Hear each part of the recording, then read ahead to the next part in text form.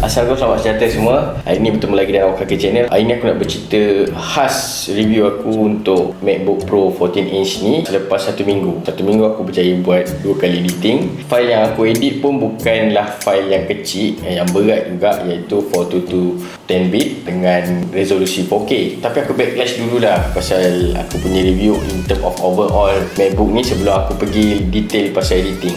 Ada beberapa benda yang buat aku rasa fed up jugalah pakai MacBook ni. Sebenarnya simple je, tapi sebab benda simple yang kau tak tahu tu yang kau fed up. Dia ada beberapa key yang berbeza. Aku banyak kali misclick lah sebab aku tak faham dia punya kind of button yang dia pakai kat sini. Dia tertipu kat sini ada button command pula. So instead of dia pakai button control, kat sini dia pakai command. Lagi yang buat aku stress adalah dia punya trackpad. Trackpad dia ni beza sikit dengan standard Windows punya trackpad lah. Contoh lah, masa aku nak install Adobe Premiere Pro, dia ada satu benda tu yang kita kena, kalau kat Windows kita panggil right click lah untuk tengok properties ke, open with ke apa ke kan, option tu. Aku ambil masa lebih kurang sejam jugalah nak figure out benda tu. Aku tanya seller apa semua. Seller pun macam dah naik fed up nak layan aku. Lepas sejam baru aku tahu rupanya kena double click untuk keluarkan right click punya option tu. Memang stressful kan. Nak pula aku jenis just jump to this Apple punya ekosistem in term of laptop kan. Memang kena lah. Lepas tu ada satu lagi yang pelik. Bila aku dah pakai mouse, aku scroll ke bawah. Scroll ke bawah tu sebenarnya scroll ke atas. Kalau kau nak scroll ke bawah, macam kau tengok Facebook ke, tengok Google ke, kau kena scroll middle button mouse tu ke atas. Tu pelik. Tapi ada solution dia lah. Dia ada sistem preferences. So aku dah tukar preferences tu untuk reverse. Instead of scroll ke atas ke bawah, jadi scroll ke bawah, pergi ke bawah. Itu adalah ranjau duri aku migrate lah daripada Windows OS ke Mac OS. Tapi itu je lah masalah aku so far. And after that aku dapat edit Adobe Premiere Pro dengan flying colours lah. In term of performance aku boleh kata MacBook Pro ni memang padu gila. Laptop ni blazing fast. Contoh macam kat Premiere Pro kalau dekat MacBook ni tekan je playback, lagi kalau aku pakai internet SSD memang smooth gila. Aku tak ada masalah pun nak playback, transfer file situ, transfer file sini. So aku cubalah add on effect apa semua dekat MacBook ni. And bila aku playback balik memang cun, tak ada masalah. Bila aku pegang laptop ni, aku tak rasa pun dia overheat. And dia tak ada shutdown, tak ada apa. Dia buat kerja tanpa ada apa-apa masalah. Sekarang ni file-file untuk edit aku tak letak dalam MacBook ni. Aku just letak dalam external SSD. External SSD ni aku buat yang DIY punya, pakai NVMe lah. So bolehlah dapat 1000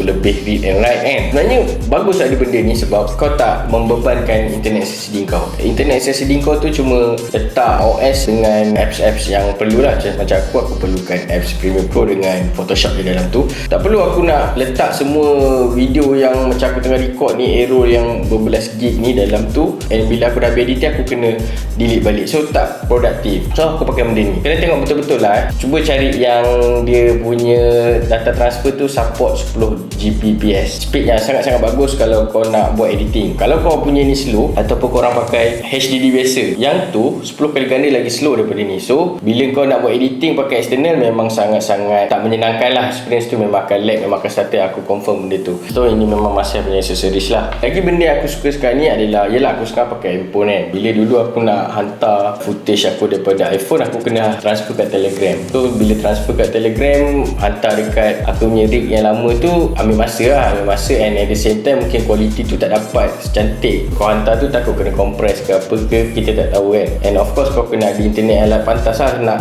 hantar footage kan. Sebab footage zaman sekarang ni semua pakai 4K above. Proses tu melecehkan. Sekarang ni aku nak hantar, aku pakai AirDrop je. AirDrop memang laju gila. Sekejap je dia pakai Bluetooth je, tapi Bluetooth tu memang laju lah, instead of pakai Wi-Fi kan. Satu lagi, kalau korang perlu buat kerja-kerja yang heavy, macam aku editing, mungkin ada orang yang nak buat untuk architecture ke apa ke, korang disarankan untuk beli hub ni.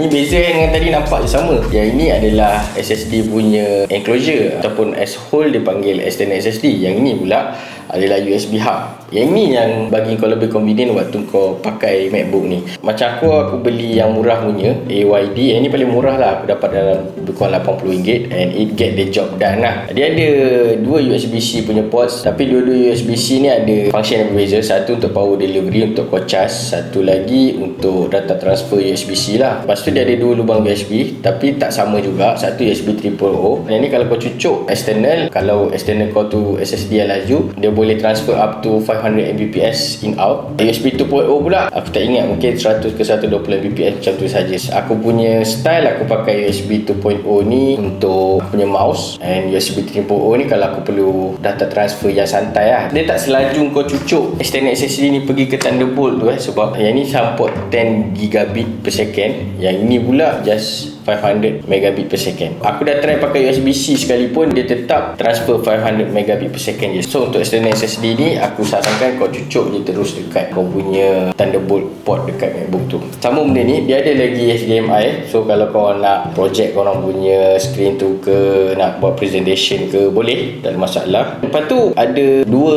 memory card slot, satu SD size, satu lagi micro SD. Last but not least, dia ada Ethernet punya port. Ethernet punya port ni boleh mencecah 100 gigabit per second punya internet connection. Device-device yang aku share tadi tu semua untuk improve kita punya convenient lah bila pakai MacBook Pro. Kalau korang tak nak pakai pun tak apa, tapi jujur cakap kalau korang tak ada benda-benda tu susah, sebab MacBook ni mengada sikit, dia nak banyak adapter, lepas tu harga pun mahal. Internet SSD dia tu pun bukannya boleh senang-senang tukar, so baiklah kita pakai external saja. Senang, kalau jahanam beli baru murah. Ok guys, puas dah mobile. Semoga berjumpa lagi. Bye bye.